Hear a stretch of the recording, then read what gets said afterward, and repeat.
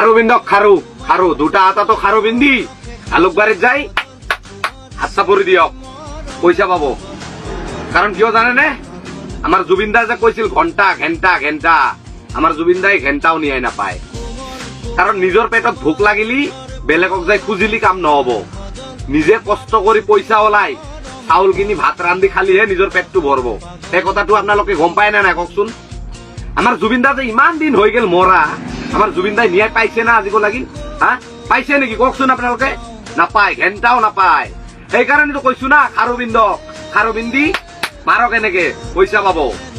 জুবিন দাক ন্যায় দিবৰ কাৰণে বেলেগক খুজিলি কাম নহব। আমি সকলোৱে মিলি জুবিন দাৰ ন্যায় দিব লাগিব।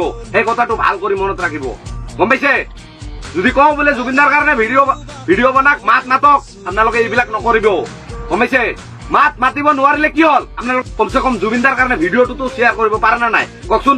কৰক শ্বেয়াৰ। আমাৰ জুবিন দাক কি ন্যায় দিব নালাগিব নেকি কওকচোন? আমাৰ জুবিন দা কি আমাৰ কাৰণে একোই নাছিল নেকি? হা কওক আপোনালোকে।